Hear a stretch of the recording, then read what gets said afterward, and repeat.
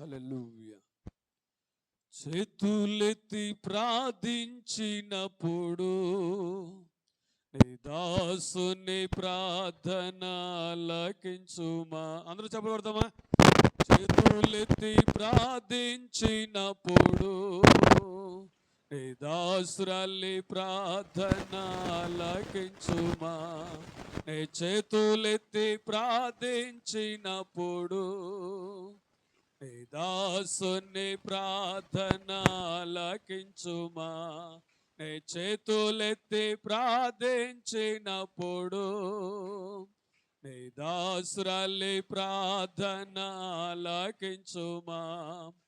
ఆలకించుమా, చెవియొగ్గుమా, నీ దాసుని ప్రార్థన ఆలకించుమా. ఆలకించుమా, చెవియొగ్గుమా, నీ దాసురాలి ప్రార్థన ఆలకించుమా. చేతులెత్తి ప్రార్థించినప్పుడు నీ దాసుని ప్రార్థన ఆలకించుమా. నీ చేతులెత్తి ప్రార్థించినప్పుడు నీ దాసురాలి ప్రార్థన ఆలకించుమా. శ్రమలలో బాధలలో కృంగి ఉండగా, శోధనలో వేదనలో పడి నేను ఉండగా, శ్రమలలో బాధలలో కృంగి ఉండగా, శోధనలో వేదనలో పడి నేను నీ చేతులెత్తి ప్రార్థించినప్పుడు నా ప్రార్థన ఆలకించుమా. నీ చేతులెత్తి ప్రార్థించినప్పుడు నా ప్రార్థన ఆలకించుమా. నా ప్రార్థన ఆలకించుమా. నా ప్రార్థన ఆలకించుమా. చేతులెత్తి ప్రార్థించినప్పుడు నీ దాసుని ప్రార్థన ఆలకించుమా. నీ చేతులెత్తి ప్రార్థించినప్పుడు నీ దాసురాలి ప్రార్థన ఆలకించుమా. అవమానంతో నిందలతో బాధింపబడి ఉండగా, చెరసాలలో సంకెళ్ళతో బంధింపబడి ఉండగా, అవమానంతో నిందలతో బాధింపబడి ఉండగా, చెరసాలలో సంకెళ్ళతో బంధింపబడి ఉండగా, నే మోకరించి ప్రార్థించినప్పుడు నా ప్రార్థన ఆలకించుమా. నే మోకరించి ప్రార్థించినప్పుడు నా ప్రార్థన ఆలకించుమా. ఆమేన్. నా ప్రార్థన ఆలకించుమా. నా ప్రార్థన ఆలకించుమా. చేతులెత్తి ప్రార్థించినప్పుడు నీ దాసుని ప్రార్థన ఆలకించుమా. ఆమేన్. చేతులెత్తి ప్రార్థించినప్పుడు ఆమేన్. నీ దాసురాలి ప్రార్థన ఆలకించుమా. చేతులెత్తి గ్లోరీ హల్లెలూయా. నీ దాసుని ప్రార్థన ఆలకించుమా.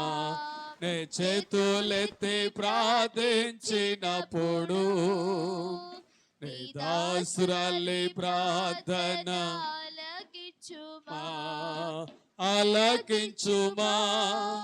చెవియొగ్గుమా నీ దాసుని ప్రార్థన ఆలకించుమా ఆలకించుమా చెవియొగ్గుమా నీ దాసురాలి ప్రార్థన ఆలకించుమా చేతులెత్తి ప్రార్థించినప్పుడు చబులొడదాం నీ దాసుని ప్రార్థన ఆలకించుమా గ్లోరీ చేతులెత్తి ప్రార్థించినప్పుడు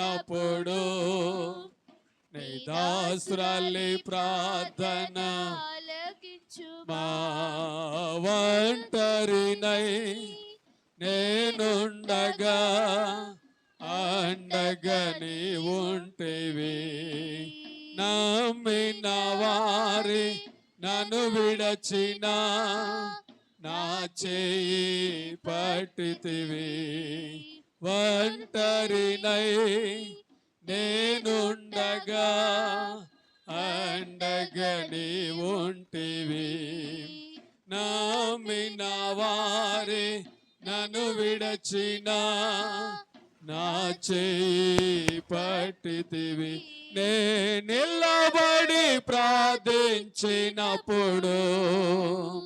నా ప్రార్థన ఆలకించుమా నే నిలబడి ప్రార్థించినప్పుడు నా ప్రార్థన ఆలకించుమా ఆమేన్ నా ప్రార్థన ఆలకించుమా గ్లోరీ నా ప్రార్థన ఆలకించుమా చేతులెత్తి ప్రార్థించినప్పుడు నీ దాసుని ప్రార్థన ఆలకించుమా ఆమేన్ చేతులెత్తి ప్రార్థించినప్పుడు నీ దాసురాలి ప్రార్థన ఆలకించుమా ఆలకించుమా చెవియొగ్గుమా నీ దాసుని ప్రార్థన ఆలకించుమా ఆలకించుమా చెవియొగ్గుమా నీ దాసురాలి ప్రార్థన ఆలకించుమా చేతులెత్తి ప్రార్థించినప్పుడు నీ దాసుని ప్రార్థన ఆలకించుమా నీ చేతులెత్తి ప్రార్థించినప్పుడు నీ దాసురాలి ప్రార్థన ఆలకించుమా హల్లెలూయా యేసయ్యానికి వందనాలు నా బిడ్డలు చేస్తున్న ప్రార్థన ఆలకించావని నమ్ముతున్నాను ఆ ప్రార్థన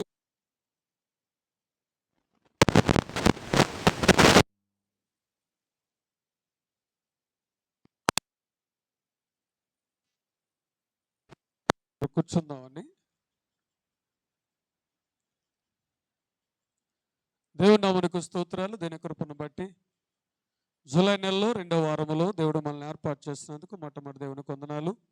కూడి వచ్చిన మీ అందరికీ నా హృదయపూర్వక వందనాలు చెల్లిస్తున్నాను. మీ అందరికీ వందనాలండి. మీ అందరికీ వందనాలు. మంచిదండి. దేవుడు మా జీవితంలో గొప్ప కార్యాలు చేశాడు. మరి దేవుడు నేను తిన్నానా 11 గంటలకు లేకపోతే 10:59 దేవుడు మాకు ఒక కిరీటాన్ని లేకపోతే ఒక మనవడ దేవుడు మాకు ఇచ్చాడు. దేవుని స్తోత్రం. మరి నన్ను తాతను చేశాడు అప్పుడే. దేవుని స్తోత్రం. చాలా ఆనందంగా ఉంది, చాలా సంతోషంగా ఉంది. ఎందుకంటే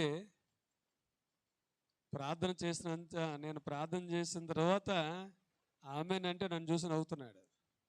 పుట్టిన వెంటనే బయటికి తీసుకొచ్చినప్పుడు ఆ బాక్సులు ఉన్నప్పుడు ప్రార్థన చేశాను. నేను ఫస్ట్గా నేను వెళ్ళి ప్రార్థన చేశాను. ప్రార్థన ఎందుకంటే మరి ప్రార్థన పూర్వకంగా పుట్టిన మరి బిడ్డ కదా, వెళ్ళి ప్రార్థన చేస్తుంటే అక్కడ అన్న అందరూ ఆదిలక్ష్మి పాస్టమ్ గారు అందరూ చూస్తున్నారు. నేను కళ్ళు మూసుకుని ప్రార్థన చేశాను. ఆమె అన్నాక నా ఎంక చూసి నవ్వుతున్నాడు. అప్పుడు అనిపించింది, ప్రార్థనా ప్రతిఫలం ఎలా ఉంటుంది కదా అని. ప్రార్థనా ప్రతిఫలం ఎలా ఉంటుంది, ఎందుకంటే దేవుడు మన జీవితాల్లో ఊహించిన వాటిని అన్నింటినీ ఆయన అత్యధికంగా ఇచ్చే దేవుడు. నేను ప్రభుత్వం ఒకటే నేను చెప్పాను. వాళ్ళ నాన్నగారు ఏమనుకుంటారో నాకు తెలియదు కానీ, ప్రభువా నేను సేవకుడిని, నా తర్వాత నీ కుమారుడు సేవకుడు అయ్యాడు, పుట్టబోయే బిడ్డ కూడా సేవకుడు అవ్వాలి. దేవుని స్తోత్రం. కాబట్టి ఎందుకంటే ఉద్యోగాల మీద మాకు ఆశ లేదు నాయన, నీ సేవ ఎందుకంటే ఇది లేవి కుటుంబం కాబట్టి, లేవీయుల వంశంలోంచి వచ్చేవారందరూ ఎవరండి? అలాగే సేవకులని దేవుడు మమ్మల్ని పరిస్థితులు అంచలేదు. దేవుడు మమ్మల్ని ఆశీర్వదిస్తూనే ఉన్నాడు. కాబట్టి మరి ఆయన ఏమి నిర్ణయం తీసుకున్నాడు నాకు తెలియదు కానీ, నేను పాస్టర్ అమ్మ గారు మాత్రం ఒకటే ప్రార్థన చేసాం. నువ్వు మగబిడ్డనిస్తే మగబిడ్డించినా పర్లేదు, ఆడబిడ్డించినా పర్లేదు, కానీ ఏ బిడ్డనిచ్చినా ఆ బిడ్డ నీకే సమర్పణ అని చెప్పాం. మరి ఆయన ఎదురుకుండా చెప్పేసాం మాట. ఆయన ఇష్టం మనం చేసేదేం లేదు. ఎందుకంటే దేవుడు చిగ్గుపరిచే దేవుడు మాత్రము కాదు. దేవుడు మా జీవితంలో అనేకమైన కార్యాలు చేస్తూ ఉన్నాడు. కాబట్టి మీరు ఆ బిడ్డ కొరకు ప్రార్థన చేశారు కాబట్టి, ప్రార్థించిన మీ అందరికీ నా హృదయపూర్వక వందనాలు చెల్లిస్తున్నా. మరొకసారి మీ అందరికి వందనాలండి. మీ అందరూ ప్రార్థనే ఆ ప్రతిఫలం అని నేను నమ్ముతున్నాను. మీరందరూ ఆ బిడ్డ కొరకు ప్రార్థించారు కాబట్టి అందరు పిల్లలు ఎడుతున్నారు కానీ ఆడు మాత్రం ఏడట్లేదు. ఆడు నిన్న అంతమాల ఏడకుండా అలా పడుకునే ఉన్నాడు. మరి అలా ఎలా ఉన్నాడో తెలియదు కానీ, ఇవాళ శుక్రవారం గురించి మేము వెళ్ళలేదు. ఉదయకాలమే వచ్చారు పాస్టమ్ గారు, రాత్రి అక్కడే ఉన్నారు. గమనించరు ఏదేమైనా కానీ ఒక సంతోషకరమైన కార్యాన్ని మా జీవితాల్లో చేశాడమని నమ్ముతున్నాను. అది దేవునికి మహిమ. మంచిదండి. మరి దేవునికి వాక్యంలోంచి కొన్ని మాటలు ధ్యానించే ముందు, రేపు ఆదివారం 1 ఆరాధన భోజనాల కార్యక్రమం 10 గంటలకు ప్రారంభిస్తాం. గమనించండి. రేపు ఆదివారము ఉర్ల నాగలక్ష్మి భోజనాలు ఏర్పాటు చేస్తుంది. ఆ బిడ్డ కొరకు, ఆ బిడ్డ కుటుంబం కొరకు ప్రార్థన చేయాలని ప్రేమతో కోరుతున్నాను. ఉర్ల నాగలక్ష్మి రేపటి దినాన్ని మనకు భోజనాలు ఏర్పాటు చేస్తుంది. ఆ బిడ్డ కొరకు అనుదిన ప్రార్థనలో గుర్తుంచుకోవాలని ప్రార్థన చేస్తున్నాను. దేవుడు ఆ బిడ్డను దీవించును గాక. మంచిదండి. దీనికి వాక్యం మనది ఏ వాక్యం ధ్యానం చేస్తున్నామండి? ఏం చేస్తాం మరి? వచ్చేది నలుగురే కదా, పోయిన వారం వచ్చేది నలుగురే కాబట్టి ఏం వాక్యం చేస్తాం? 116వ కీర్తన మనం ధ్యానం చేస్తున్నాం. ఇంచుమించు 6 చరణాలు మనం ధ్యానం చేసుకున్నాం. ఇక్కడ గమనించండి, ఎలాంటి టైంలో దేవునికి మొరపెట్టాడు, ఎలాంటి పరిస్థితుల్లో దేవునికి మొరపెట్టాడు అన్నది ఇక్కడ కనబడుతుంది. ఎలాంటి టైంలో అండి?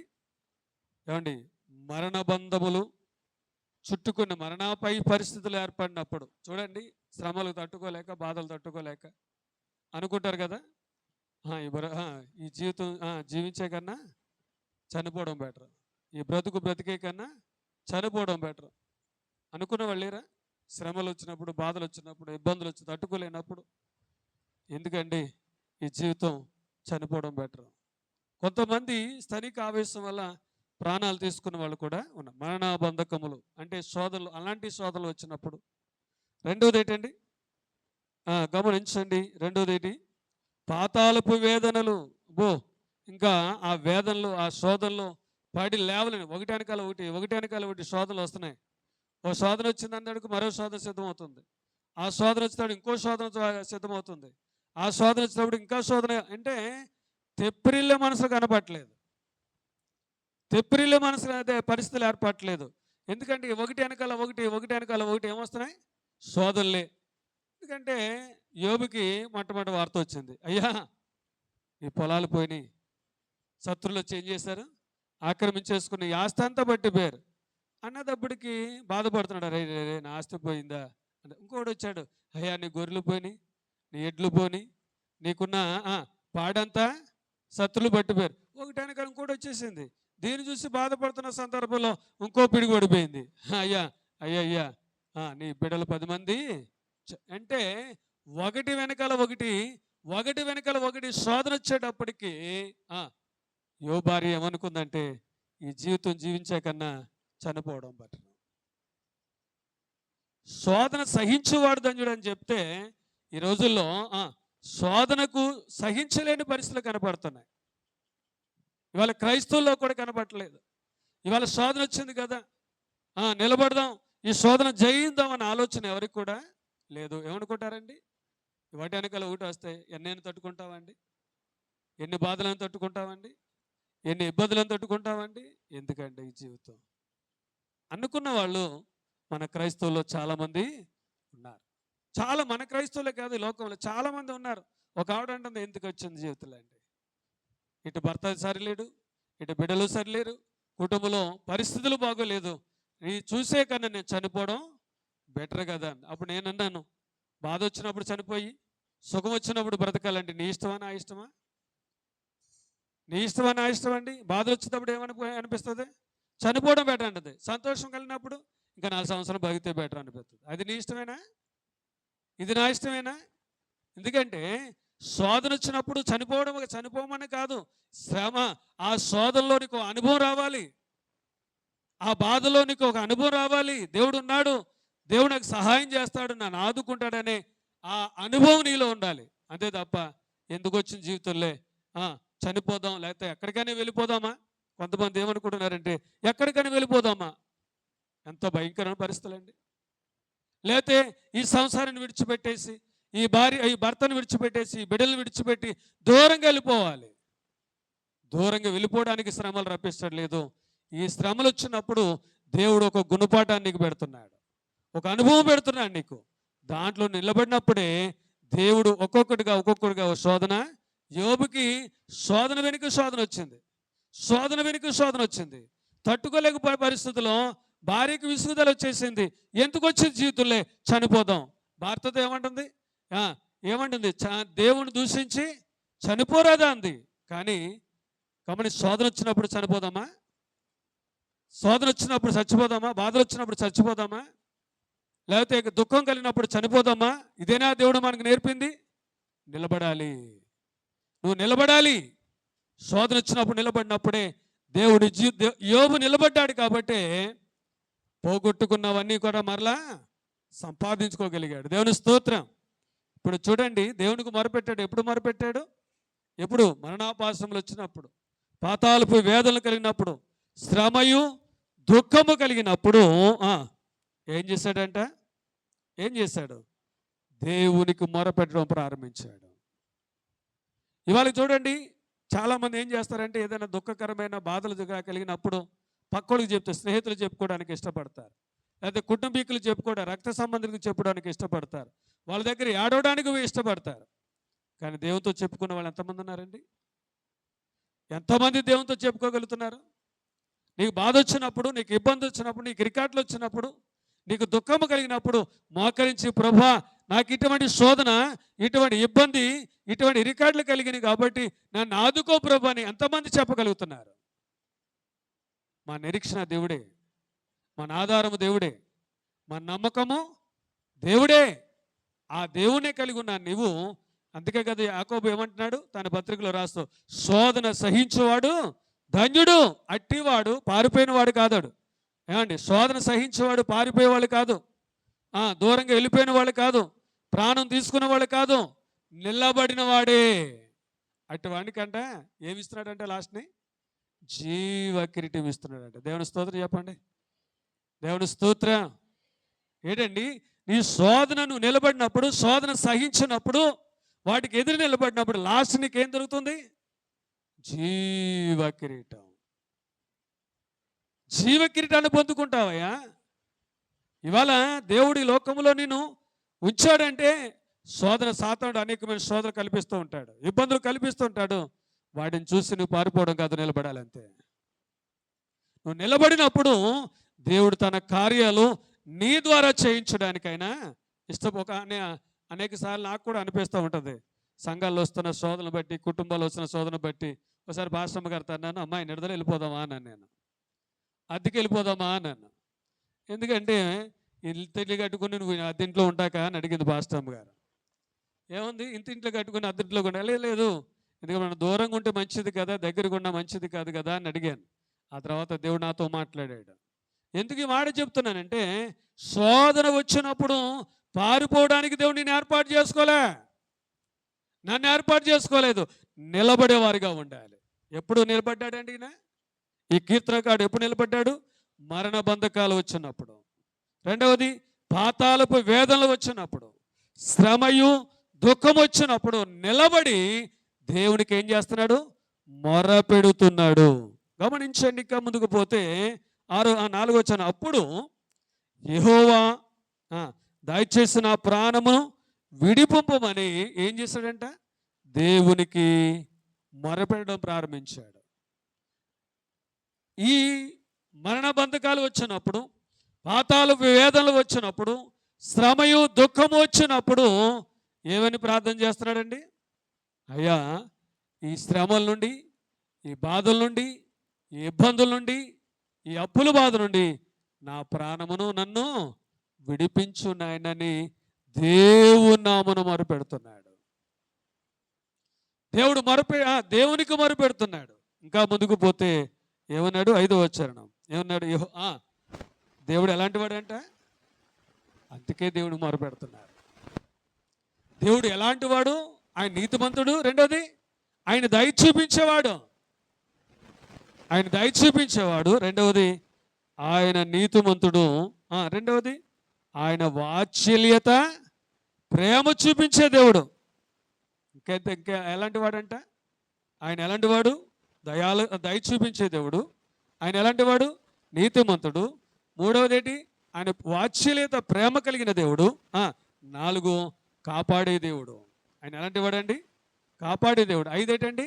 రక్షించే దేవుడు. దేవుని స్తోత్రం. ఆయన ఎలాంటి వాడండి? ఎలాంటి వాడిని రక్షిస్తున్నాడంట? కృంగిపోతున్న వాడిని రక్షించే దేవుడు. ఏ స్థితిలో నువ్వు కృంగిపోతున్నావో, ఏ స్థితిలో నువ్వు దిగజారిపోతున్నావో, ఏ స్థితిలో ఈ జీవితం ఎందుకులే చనిపోవడం అనుకుంటున్నావో, ఆ స్థితిలోంచి దేవుడిని లేపే దేవుడు. దేవుని స్తోత్రం. నమ్ముతున్నారా? నమ్మడానికి ఇష్టపడుతున్నారా? నీ బాధ నీలో పెట్టుకుంటున్నావా? నీ ఇబ్బంది నీలో పెట్టుకోండి. అందుకన్నాడు, నీ భారము యెహోవా మీద మోపము, అప్పుడు నీ ఉద్దేశములన్నీ సఫలమవు. ఇవాళ నీకు ఏదైనా శోధన వస్తే నీలో దాచుకోవడం కాదు.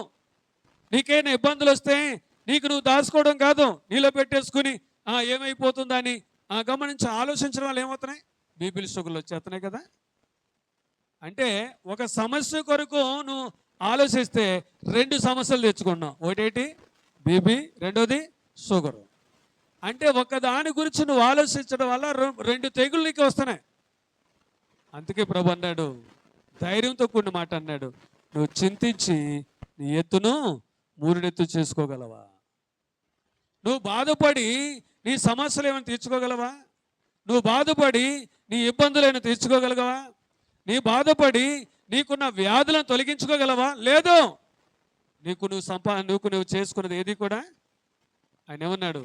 నేను స్వస్థపరిచే యెహోవాను నేనే అన్నాడు. ఇంకా నీకు సహాయం చేయవాడును నేనే అన్నాడు. సహాయం చేసే దేవుడు, స్వస్థపరిచే దేవుడు, ఆదుకునే దేవుడు. ఇక్కడ ఆపత్కాలమందు నమ్మదగిన దేవుడు. దేవుని స్తోత్రం చెప్పండి. ఎంత గొప్ప దేవుడు మన దేవుడు. మనుషులు చేయలేంది దేవుడు చేయగలడు.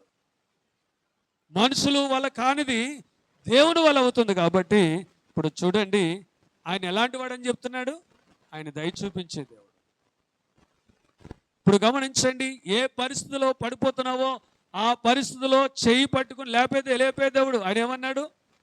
యెషయా రాసిన గ్రంథము 41వ అధ్యాయము 13వ వచనంలో ఏమన్నాడు? 13వ వచనం, యెషయా రాసిన గ్రంథము 41:13. నీ దేవుడని యెహోవా అగు నేను, భయపడకుము, నీకు సహాయము చేసేదని చెప్పుచు నీ కుడి చేతి నేను పట్టుకుని నడిపిస్తున్నాను అన్నాడు. దేవుని స్తోత్రం. అందుకే ఒక కీర్తనకాడు ఏం పాడుతున్నాడు?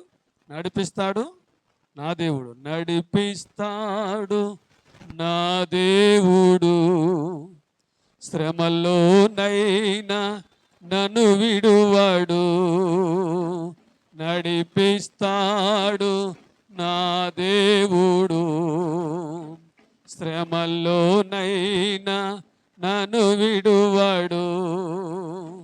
అడుగులు తడబడిన, అలచటపై బడిన, అడుగులు తడబడిన, అలచటపై బడిన, చేయి పట్టి వెన్ను తట్టి చక్కని ఆలోచన చెప్పి చేయి పట్టి వెన్ను తట్టి చక్కని ఆలోచన చెప్పి నడిపిస్తాడు నా దేవుడు. శ్రమల్లోనైనా నన్ను విడువాడు. దేవుని స్తోత్రం. ఆయన నడిపించే దేవుడు. ఎప్పుడండి? ఎప్పుడు నడిపిస్తాడు? శ్రమలు, బాధలు, ఇబ్బందులు, ఇరికాట్లు, అప్పుల బాధలు, దుఃఖ సమయంలో నువ్వు భయపడకమని చెప్పి నీ చేయి పట్టుకుని ఆయన ఏం చేస్తున్నాడు? నడిపించడానికి ఆయన ఇష్టపడుతున్నాడు. దేని విషయంలో కృంగిపోతున్నావు? దేని విషయంలో నువ్వు దిగజారిపోతున్నావు? నీ దేవుడు నీ మీద దయ చూపించడానా? అయా దేవుడు నిన్ను కాపాడాడనా? నీ మీద ప్రేమ చూపించడానా? నిన్ను రక్షించడానికి నువ్వు బాధపడుతున్నావా? ఒకవేళ దేవుడు నా పట్ల కార్యం చేశాడని నువ్వు దేవుని మీద ఆధారపడే వరకు ఉండాలి. ఇంకా ముందుకు పోతున్నాడు. ఏడవచ్చాను, నా ప్రాణమా ఎందుకోండి, చూడు ఎంత మంచి మాట అన్నాడు. యెహోవా నీకు క్షేమం విస్తరింపజేసి ఉన్నాడు. ఏం చేశాడంట? ఏం పోని? మరణబంధకాలు పోని, ఇంకేం పోని? పాతాళపు వేదనలు పోని, ఇంకేం పోని? శ్రమలు పోని, ఇంకేం పోని? ఏం పోని? దుఃఖము పోయింది. ఇప్పుడు ఏమిచ్చాడు? నీకు క్షేమము విస్తరింపజేసి ఉన్నాడు. దేవుని స్తోత్రం. అందుకే కదా ఏమన్నాడు? నేను శోధింపబడిన మీదట నేను సువర్ణమలే మారేదని. శోధన వెనుక ఏముంది? మేలు దాగి ఉంది. ఇవాళ నువ్వు శోధింపబడుతున్నావు అంటే నీ వెనుక దేవుడు ఏం చేసి దాచించాడు? గొప్ప మేలు దాచించాడు. నమ్మిన వారు దేవుని స్తోత్రం చెప్పండి. గొప్ప మేలు దాచించాడండి. ఇవాళ నువ్వు శోధింపబడుతున్నావు అంటే ఆయన ఏమన్నాడు? నేను పుటమి వేసి తిని అండి వెండిని వేసినట్టు కాదు, నేను పుటమి వేసి తిని వెండిని వేసినట్టు కాదు, ఇబ్బందులని కొలుములో వేసి నిన్ను పరీక్షిస్తున్నా అన్నాడు. ఏ కొలుము అంటే అది? ఇబ్బందులు, బాధలు, సమస్యలు, శోధనలు, ఇలాంటి వాటిలో వేసి నేనేం చేస్తున్నాడు? ఆయన పరీక్షిస్తున్నాడు. ఆ పరీక్షలో నువ్వు నిలబడాలి. ఆ పరీక్షలో నువ్వు నిలబడినప్పుడు దేవుని జీవితంలో ఏం చేస్తాడు? ఆయన కార్యములు చేస్తాడు. నమ్మిన వారి దేవుని స్తోత్రం చెప్పండి. గమనించండి దేవుని బిడ్డలారా. ఇప్పుడు ఏంటంటే, నా ప్రాణమా దేవునికి ఏం చేస్తున్నాడు? ఆయన క్షేమమును విస్తరింపజేసి ఉన్నాడు. తిరిగి నువ్వు ఎందులోకి వెళ్ళాలి? విశ్రాంతి. ఎప్పుడు వరకు దుఃఖపడ్డావు? ఇంతవరకు వేదన పడ్డావు. ఒకరోజు భోజనం చేసావు, ఒకరోజు చేయలేదు. రాత్రులు నిద్ర లేదు. ఎప్పుడు చూసినా బాధలే, ఇబ్బందులే, ఇరికాట్లే, దుఃఖమే. ఇప్పుడు ఎందులోకి వెళ్ళాలి? నువ్వు విశ్రాంతిలోనికి, సమాధానంలోకి వెళ్ళాలి. సమాధానం. ఇంతవరకు నీ సమాధానం లేదు. నువ్వు దేవుని దగ్గరికి వస్తే నీకేం దొరుకుతుంది? సమాధానం దొరుకుతుంది. ఇప్పుడు చూడండి, మరణాపాయసం వచ్చేసింది ఒక ఆవిడికి. పాపం చేసింది, ఊరి బయటికి తీసుకెళ్ళి రాళ్ళతో కొట్టి చంపడానికి సిద్ధం. ఎందుకంటే మరణము అంచులోకి వచ్చేసింది.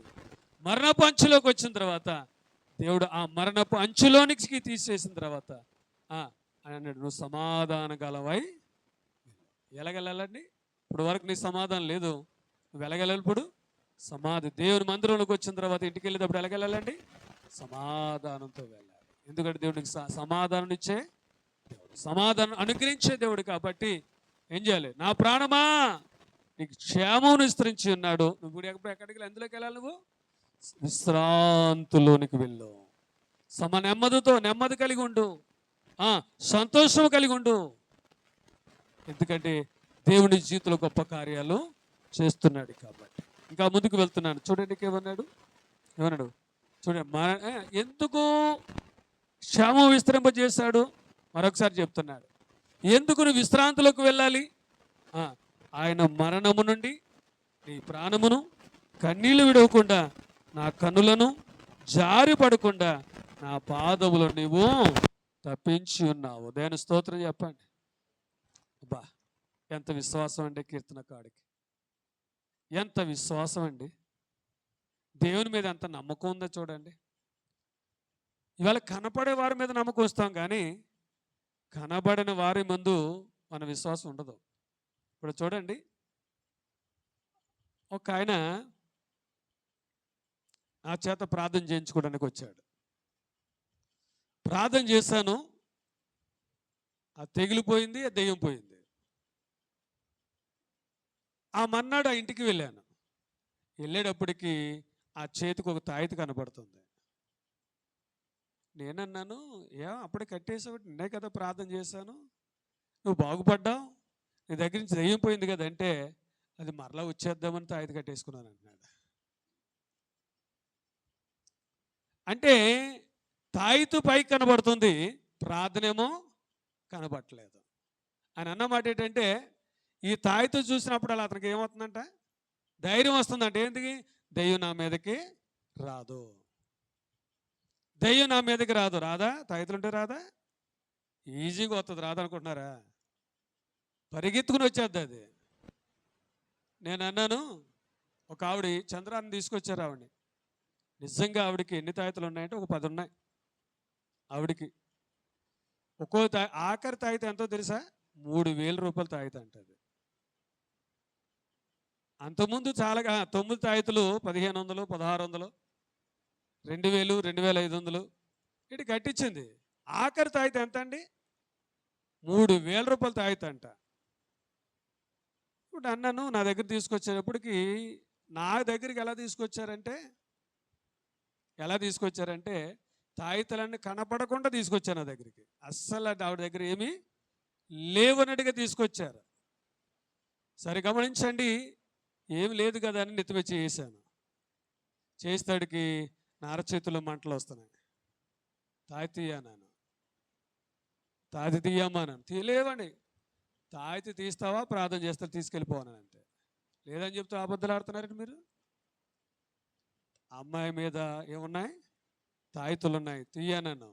4 తీశారు. లేవన్నారా? అయిపోయినాయాను. మళ్ళీ చేసాను, మళ్ళమంట ఇంకా ఉన్నాయి తీయన్నాను. లాస్ట్ 9 తాయితులు తీశారు. లాస్ట్ తాయితు ఉండిపోయింది. అది రాత్రే కట్టించారంట.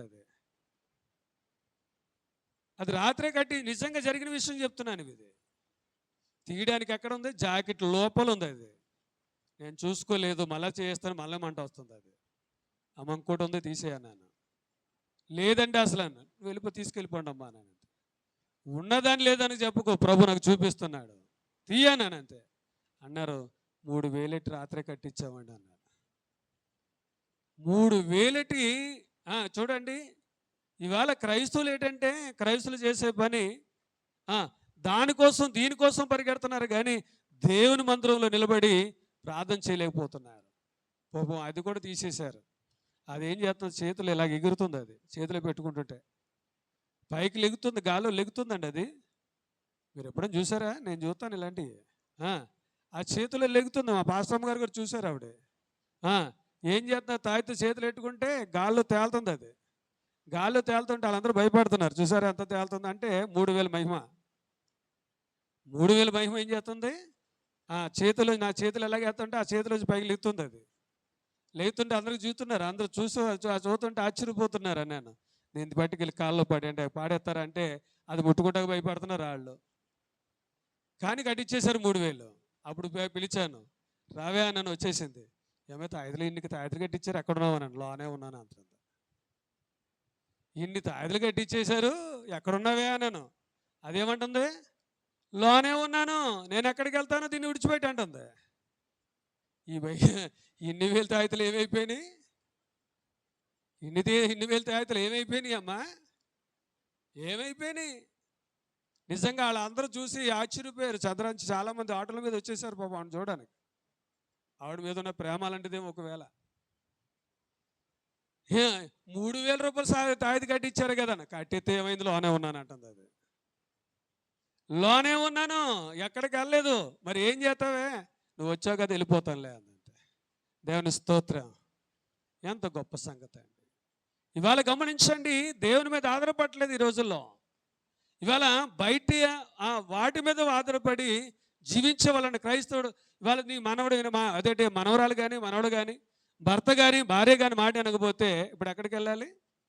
సోది చెప్పే వాళ్ళ దగ్గరికి వెళ్ళాలి కదా. వాళ్ళ దగ్గరికి వెళ్తే ఏం చెప్తారు? వీళ్ళ దగ్గరికి వెళ్తే ఏం చెప్తారు? ఏంటండి వాళ్ళు ఎక్కడికి వెళ్తే ఏం చెప్తారు? ఒక మాట చెప్తాను. ఇప్పుడు నీకు నీరసంగా ఉందండి, ఒకవేళ బోధవైద్యుడి దగ్గరికి వెళ్తావు, ఏమంటాడు? ఉందంటాడు కానీ లేదన్నాడు. కారణం ఏంటి? వాడి దగ్గర డబ్బులు కావాలి వాడికి. ఒకవేళ గమనించండి, నేను లేదని చెప్పిన నమ్మం. ఇప్పుడు ఏంటంటే, ఒకవేళ సేవకుడి దగ్గర నాకు తీసుకొచ్చారనుకో, అమ్మ ఏమీ లేదంటే నమ్ముతావా? ఏమైనా ఆయనకి ఏం తెలుసు అండి, నా కాళ్ళు లాగేస్తున్నా, చేతులు లాగేస్తున్నాయి, ఏదో అలా ఆందోళన వచ్చేస్తాయి, ఏం తెలుసు? ఆయనకేం తెలుసు అండి? ఆయన దగ్గరికి వెళ్ళాడు అనుకో, ఆయన ఏది చెప్తే అది చేస్తాం. ఆయన ఏం చెప్తే అది చేస్తాం. నేనేది చెప్తే నువ్వు చెయ్యవు. కారణం ఏంటి? ఇవాళ వినండి దేనికి బిడ్డలారా, ఇవాళ పై వాటి మీద నమ్మకం ఉంది కానీ దేవుని మీద నమ్మకం లేని జీవితాలు గడుపుతున్నాం. ఇవాళ ప్రార్థన చేసుకుంటే ఏది నా దగ్గరికి రాదు. మరి రీత్ర 2 గంటలకు తీసుకెళ్లారు నన్ను, దెయ్యం పెట్టిన ఆవిడ దగ్గరికి తీసుకెళ్లారు. మోటార్ సైకిల్ మీద వచ్చి తీసుకెళ్లారు నన్ను. ఏటో దెయ్యాలు ఎక్కువైపోతున్నాయి నాకు. రాత్రులు ఈ వర్షాకాలంలో ఈ దెయ్యాలు ఎక్కువవుతున్నాయి కావచ్చు, నాకు అర్థం అవట్లే. తీసుకెళ్తే గమనించండి, తీసుకువెళ్ళారు, బాగుంది, తీసుకువెళ్తే ప్రార్థన చేశాక నన్ను చేస్తే చాలామంది ప్రార్థన చేస్తున్నారు ఇక్కడ. ఏమే అన్నాను. వచ్చావా అందాం. వచ్చాను. మరి ఏం చేస్తావు చెప్పు అంటే ఆవిడ చెప్తున్నమాట, నీ దేవుడే గొప్పవాడు కాబట్టి నీ మాటకు లోబడి నేను వెళ్ళిపోతున్నాను. దేవుని స్తోత్రం చెప్పండి. ఎంత గొప్ప దేవుడు మన దేవుడు. నీ దేవుడు గొప్పవాడు, నీ మాటను బట్టి నేను ఏం చేస్తున్నాను? వెళ్ళిపోతున్నాను. ఎంత మంచి మాట అండి. ఒక తాయితి కట్టక లేకుండా ఒక మాటతో అది ఏం చేస్తుంది? అది పారిపోతుందండి. కానీ మనకుందా నమ్మకం? కొంత నేర్చం చేస్తే అక్కడికి వెళ్ళిపోవాలి, తాడు కట్టించేసుకోవాలి, లేకపోతే తాయిది అది కట్టుకోవాలి, ఇది మన వాళ్ళు మానేశారు ఈ మధ్యకాలంలో. ఇది వరకు వెళ్ళన్నది లేటుగా ఇప్పుడు ఎవరు వెళ్ళట్లేదు. నిజంగా దేవుడు మిమ్మల్ని ఆశీర్వదించును గాక. నిజంగా ఇది వరకు అక్కడికి వెళ్దామా, కొన్ని ఉన్నాయి, కొన్ని పాపం ఏం చేస్తాం, కొన్ని ఆత్మలు మాత్రం బలహీనమైన ఆత్మలు ఉన్నాయి. ఆ బలహీన ఆత్మలు ఎక్కడికంటే పక్కన కూడా చెరిపేసే ఆత్మలు ఉన్నాయి. అక్కడికి వెళ్ళాలి, ఎక్కడికి వెళ్ళాలి, వాళ్ళ దగ్గరికి. వాళ్ళు ఏం చెప్తారు, వీళ్ళేం చెప్తారు, అసలు ఏం తెలియట్లేదు. సరే ముందుకు వెళ్తున్నాను. ఎందుకంటే నా దేవుడు ఎలాంటి వాడండి? నీ దేవుడు ఎలాంటి వాడు? మరణము నుండి నీ ప్రాణమును విడిపించే దేవుడు. దేవుని స్తోత్రం. నీ దేవుడు ఎలాంటి వాడండి? ఎంత శక్తివంతుడంటే మరణాపాయ స్థితి వచ్చినా కానీ దాని నుండి తప్పించగల దేవుడు. మనం చెప్పాను కదా, భద్రాచలం హిందూ కుటుంబం, ప్రభు అంటే ఏటో తెలియని కుటుంబం. వాళ్ళకి ఎలాగిచ్చారు నా ఫోన్ నెంబర్ నాకు తెలియదు కానీ గమనించండి, వాళ్ళు కుమార్ అనే వ్యక్తి పెళ్ళవలేదు, పాపం ఇంకా పెళ్ళవలేదు, గొంతుకు దిగట్లేదు, నీళ్లు వెళ్ళట్లేదు, డాక్టర్ చనిపోతాడన్నారు. ఇంకా రోజులే తప్ప మహా పెరిగితే 2 రోజులు 3 రోజులు బతుకుతాడు, ఇంటికి తీసుకుపోమన్నారు. ఆ రాత్రి కాడ ఒక వ్యక్తిని ఈయనకి ఫోన్ చేయండి, మీ అన్నగారు బ్రతుకుతాడని చెప్పారంట. ఎవరు వెళ్ళారో తెలీదు, ఎవరు ఇచ్చారో తెలీదు. ఆ నెంబర్ తీసుకుని నాకు ఫోన్ చేశారు. రాత్రి 1 గంటకు ఫోన్ చేశారు వాళ్ళు. 1 గంట 2 ఆ టైంలో నేను ఎత్తలేదు. తెల్లారెక్క ప్రభు ఫోన్ చేశారు. తెల్లాక ఫోన్ చేశాను, ఎవరమ్మా మీరు ఎవరు? భద్రాచలం అండి. మా అన్నయ్య చావు బ్రతుకులో ఉన్నాడు, ప్రార్థన చేస్తారా? మీరు ప్రార్థన చేస్తే అద్భుతాలు జరుగుతాయంట. రాత్రి ఒక ఆయన వచ్చి మాకు ఫోన్ నెంబర్, ఎవరమ్మా? ఆయన ఎవరో తెలియదు. ఎవరిచ్చారు నీకు? భద్రాచలంలో నాకు తెలిసిన వాళ్ళు ఎవరు లేరే. చాలా కాలమైంది నేను దయ్యాన్ని వెలగొట్టడానికి వచ్చాను అక్కడికి, మళ్ళీ నేను అక్కడికి రాలేదు. ఎవరిచ్చారంటే ఏమో తెలియదు. సరే మీరు దేవునికి నమ్మకుంచారు. ప్రార్థన చేశాను. ప్రార్థన చేస్తే మరణాపాయస్థితి నుండి దేవుడు లేపాడు. దేవుని స్తోత్రం. ఇవాళ లేస్తున్నాడు, నడుస్తున్నాడు, తింటున్నాడు, తన పనులు తను. డాక్టర్ గారు ఏమన్నాడు? చనిపోతాడు. అసలు నీళ్లు కూడా దిగుతలేదు లోనకండి.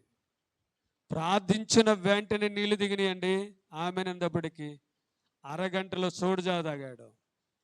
ఇంకా సాయంకాలం వచ్చేటప్పటికి ఆయన మాట్లాడడం మొదలుపెట్టాడు. తెల్లారి భోజనం చేశాడు, లేచి నడవడం ప్రారంభించాడు. దేవుని స్తోత్రం. ఎంత గొప్ప దేవుడు మన దేవుడు అండి. డాక్టర్ చేయలేంది దేవుడు చేశాడు. మరణాపాయ స్థితిలోంచి దేవుడు లేపాడండి.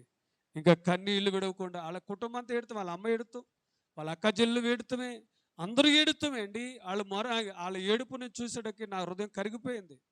అయ్యా కొత్తగా ప్రభు నమ్ముకున్నామండి, ఎందుకు వచ్చింది, నా అన్నగారు చనిపోవడం సిద్ధంగా ఉన్నాడు. ఆ తల్లి ఒక్కగానొక్క కొడుకంట, ఆమె ఏడవడం ప్రారంభించింది, మేనగోళ్ళు ఏడవడం ప్రారంభించాడు. అన్న మీరు ఏడవద్దు, మీ కన్నీళ్లను దేవుడు ఆయన తుడిచి వేస్తున్నాడు. మీ అన్నగారిని దేవుడు ఏం చేస్తున్నాడు, బ్రతికిస్తున్నాడు. దేవుని స్తోత్రం. కాబట్టి ఆయన ఏం చేయాలండి, దేవుడు మరణము నుండి నీ ప్రాణాన్ని తప్పిస్తున్నాడు. కన్నీళ్లు విడవకుండా నీ కన్నులను ఆడవలసిన పని లేదు. దేవునికి సహాయం చేయబోతున్నాడు. జారి పడకుండా నీ పాదములను ఆయన ఏం చేస్తున్నాడు, తప్పిస్తున్నాడు. పడిపోయే స్థితి నీలో లేదండి. ఏ స్థితిలో పడిపోవడం, ఎందుకంటే సంసార జీవితంలో కొన్ని సందర్భాల్లో ఏం చేస్తూ ఉంటాం, పడిపోతూ ఉంటాం, పడతాం లేతాం, పడతాం లేతాం. ఏంటి పడిపోవడం అంటే ఏంటి, కాలు జారి పడిపోవడం కాదు. పడిపోవడం అంటే ఏంటండి, శ్రమలు, బాధలు, ఇబ్బందులు, ఇరికాట్లు, ఇవే పడిపోవడం అంటే. వాటిని బారిపడడం, వాటి ద్వారా మనం ఏం చేస్తాం, కృంగిపోతూ ఉంటాం. ఆ కృంగిపోకుండా, నువ్వు పడిపోకుండా దేవుడు నిన్ను ఏం చేస్తున్నాడు, బండ మీద చేయి పట్టి లేపి ఆయన బండ మీద నిలబెడుతున్నాడు. దేవుని స్తోత్రం. ఆ బండ ఎవరు, క్రీస్తే. ఆ బండ ఎవరండి, క్రీస్తే. క్రీస్తు అనే బండ మీద నేను నిలబెడుతున్నాడు. కాబట్టి నా ప్రాణమా ఏం చేయాలి, ఏమన్నాడు, యెహోవా నీకు క్షేమం విస్తరింపజేసి ఉన్నాడు, కాబట్టి నువ్వు భయపడక విశ్రాంతిలోనికి వెళ్ళమన్నాడు. ఒక మాట చెప్పి ముగించేసుకొని 9వ చరణం.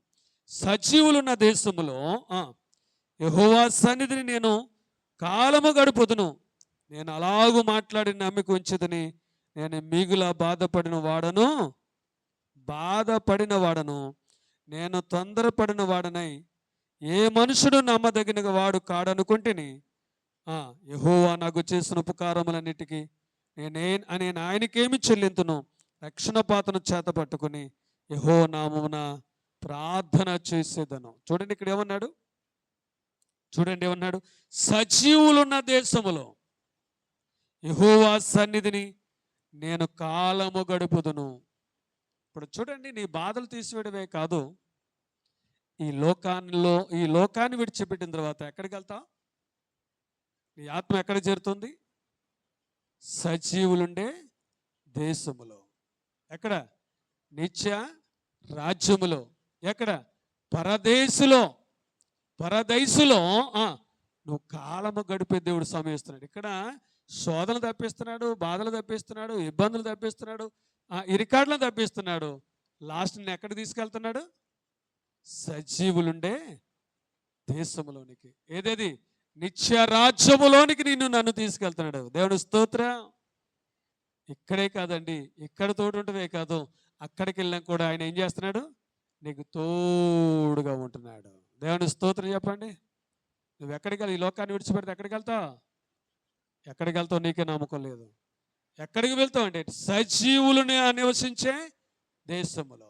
అక్కడేం లేదు, మరణం లేదు, అక్కడేం లేదు, ఆకలి లేదు, అక్కడేం లేదు, దాహం లేదు. అక్కడ ఏముందంటే స్తుతి ఉంది, స్తుతి ఆరాధన ఉంది. యెహోవా పరిశుద్ధుడు, పరిశుద్ధుడు, పరిశుద్ధుడు. ఎవరు, సజీవులే ప్రభుని స్తుతిస్తున్నారు. ఆ ప్రదేశంలోనికి నువ్వు వెళ్తావు. ఈ లోకంలో ఎన్ని కష్టాలు పడతాడు అండి. లాజరు ఉన్నాడు, ఎన్నో కష్టాలు అనిపించాడు. తినడానికి తిండి లేదు, కట్టుకోవడానికి బట్ట లేదు, ఇంకేం లేవు, ఆరోగ్యం లేదు. ఆయన కూర్పులంట కుక్కలు వచ్చి నాకే అంట. అబ్బాయి ఎంత దౌర్భాగ్య పరిస్థితిలో ఉన్నాడండి. ఆయన కురుపులు శుద్ధి చేసేవాళ్ళు లేక కుక్కలు వచ్చి నాకేమంట. ఎంతమంది దౌర్భాగ్య పరిస్థితిలో ఉన్నాడండి. కట్టుకోవడానికి బట్టలేదు, తినడానికి తిండి లేదు, ఉండడానికి నివాసం లేదు, ఆరోగ్యం కూడా లేదు. ఎన్ని బాధలండి.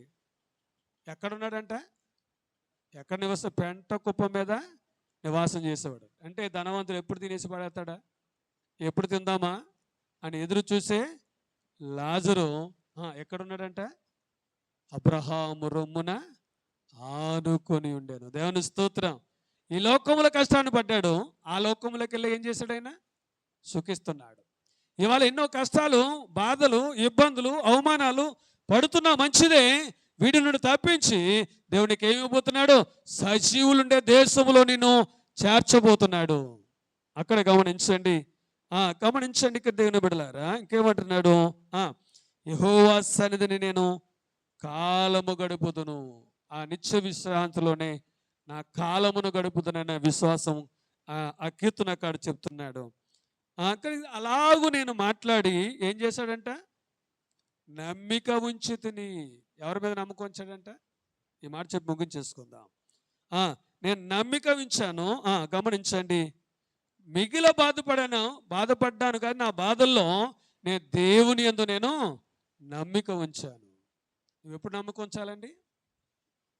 నీ బాధల్లో, నీ ఇబ్బందుల్లో, నీ ఇరికాట్లలో, నీ సమస్యలో, నీకున్న శోధనలో నువ్వేం చేయాలి? ఎవరి మీద నమ్మకం ఉంచాలి? దేవుని యందు నమ్మకం ఉంచాలి. నమ్మకం ఉంచాలండి. ఇప్పుడు అబ్రహాము కొడుకుని వధించడానికి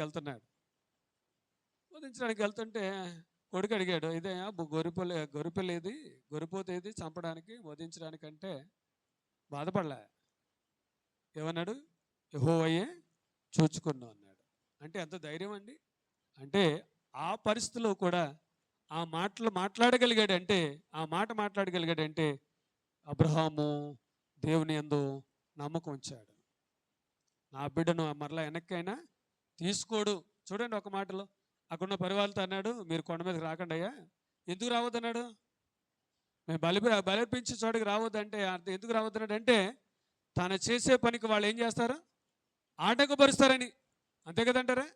ఇప్పుడు చూడండి, ఏదో నేను మీకు ఇష్టం లేని పని చేస్తున్నాను అనుకోండి, లేకపోతే ఇది పండును కొడుతున్నాను, లేకపోతే నేను తిడుతున్నాను అనుకోండి, పక్క వాళ్ళు ఏమంటే ఎందుకండి కొట్టండి, ఏమండి ఎందుకు చేస్తున్నారు కొడుతున్నారు, ఎందుకు ఆ పిల్లడు ఏం చేశాడని కొడుతున్నారు, ఆ పిల్ల ఏం చేస్తుందని కొడుతున్నారు అని అన్నప్పుడు ఉండరా అండి?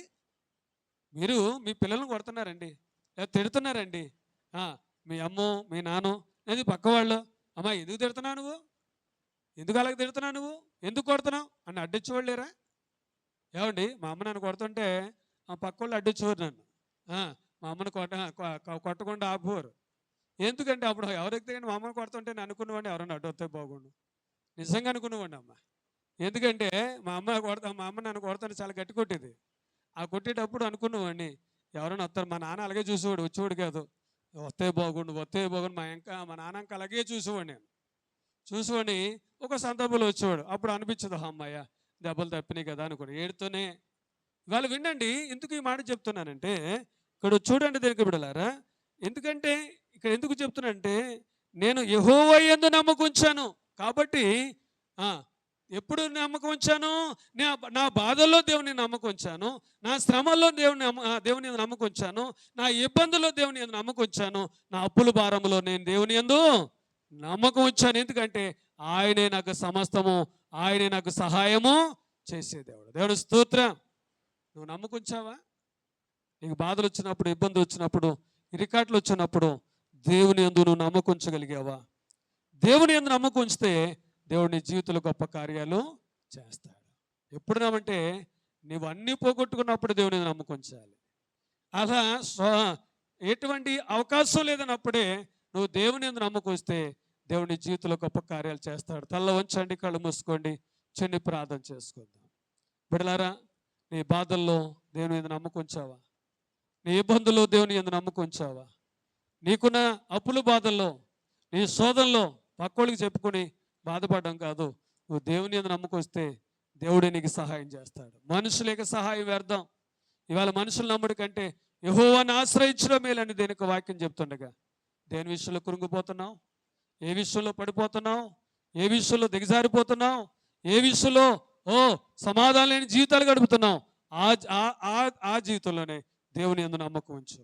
దేవుని ఆక్రతలు తీరుస్తాడు, నీ ఇబ్బందులు తీరుస్తాడు, నీ శోధనలు తీరుస్తాడు, నీ బాధలు తీరుస్తాడు, నీకున్న బలహీనతలు తీసివేస్తాడు, సంపూర్ణమైన ధైర్యాన్ని నీకు ఇస్తాడు. చిన్న ప్రార్థన చేస్తావా? ప్రభువా, ఈ లోకంలో ఎవరి మీద ఆధారపడలేదయ్యా, నీ మీద ఆధారపడ్డాం, నిన్నే నమ్ముకున్నాను కాబట్టి నాకు సహాయం చేయ ప్రభు. ఒక మాట చెప్పు. ఒక మాట చెప్తావా? వెళ్ళిపోతావా? వెళ్ళిపోదు కానీ ఒక మాట చెప్పు. నా బాధల్లో నేను నమ్ముకున్నానయ్యా, నా ఇబ్బందులు నేను నమ్ముకున్నానయ్యా, నా ఇరికాట్లో నేను నమ్ముకున్నానయ్యా, నాకు సహాయం చేయమని చెప్పు. దేవుడు సహాయం చేస్తాడు. మహాపరిశుద్ధుడా పరమ తండ్రి, నీకెన్నో వందనాలు. ఎత్తబడిన వాక్యాన్ని బట్టి నీకెన్నో వందనాలు. విన్న వాక్యాన్ని హృదయంలో భద్రపరచుకుని ఏ విషయంలో దిగజారిపోతున్నారు, ఏ విషయంలో దుఃఖపడుతున్నారు, ఏ విషయంలో అయా సన్నగిలిపోతున్నారో ఆ విషయంలో నీ యందు నమ్మకం ఉంచి ముందుకెళ్ళే బాధ్యత ఇచ్చేయండి. ప్రతి బిడ్డను ముట్టండి నాయన, ప్రతి బిడ్డను ధైర్యపరచండి. వారి ఇబ్బందుల నుండి, విరికట్ల నుండి, సమస్యల నుండి, వ్యాధుల నుండి విడుదల చేసి నీ కృపలో వాడుకోండి. సమాధానకరమైన జీవితాన్ని బిడ్డలకు ఇచ్చి నీ కృపలో వాడుకోండి. అనారోగ్యంతో బాగున్న వారిని ముట్టండి, బాగుచ్చేయండి. గర్భిణీస్తులకు సుఖమైన ప్రశ్న దయచేయండి. బిడ్డలు లేని వారికి సంతానము దయచేయండి. అయ్యా చంటి పెడతాను కాపుదలు ఉంచండి. ఇదిగో పని పాటల్లో, వ్యాపారాల్లో, వ్యవసాయంలో, డ్యూటీల్లో, అయా పాడి పంటలు తోడై నడిపించి నీ కృపలో వాడుకోండి ఆయన. అయా ఉద్యోగాలు లేని వరకు ఉద్యోగాలు దయచేయండి నాయన. వివాహాలు కాని వరకు వివాహాలు జరిపించండి. అయా చదువుతున్న బిడ్డలకు చదువులతో తెలివి జ్ఞానం అనుగ్రహించి నడిపించండి. అయ్యా ఇదిగో విదేశాలు మా బిడ్డలు ఉన్నారు, ఎంతకాలం ఉండాలి అంతకాలం ఉండి రావడానికి రుచి చూపించండి. విదేశాలు వెళ్ళడానికి ప్రయత్నాలు ఎవరి ప్రయత్నాలు మీరు ఉండండి. ఇతర ప్రాంతాల నుండి పనిచేస్తున్న బిడ్డలకు నీ సహాయం అందించండి. ఈ సంఘాన్ని నాన్న అడుగుతులు తీరే ఆదివారం అయ్యా నీ కుమార్తె నాగలక్ష్మి నేను సంఘానికి భోజనాలపై ఏర్పాటు చేస్తుండగా అని ఆ ప్రతి ఒక్కరు వచ్చి ఆ భోజనాల్లో పాల్గొని నాయన ప్రభానికైనా వదనాలనైనా నేను స్తుతించి కనపరిచే బాధ్యత ఇచ్చేయండి. ఆ రోజు ఎంత ఖర్చు పెట్టడానికి సిద్ధపడుతుందో రెట్టించి నీ కృపలో వాడుకోమని ఇంటికి వెళ్తున్న బట్టి హృదయాలతో కాకుండా దేవులతో నింపబడి సమాధానం ఇంటికి చేర్చండి. రేపు ఆదివారం నీ మందిరంలో చేరడానికి వాతావరణం ఎదురులో పెట్టండి, సమస్తాన్ని ఎదురు పెట్టి నీ కృపలో బలపరి సహాయించి నడిపించమని యేసునామమున ప్రార్థించి వేడుకుంటున్నాం తండ్రి. పరమ తండ్రి అయిన దేని యొక్క ప్రేమ, కుమారుడైన యేసుక్రీస్తు వారి కృప, పరిశుద్ధాత్మను సహవాసం మనందరికీ తోడు నడిపించును గాక. ఆమేన్. మీ అందరికీ వందనాలండి.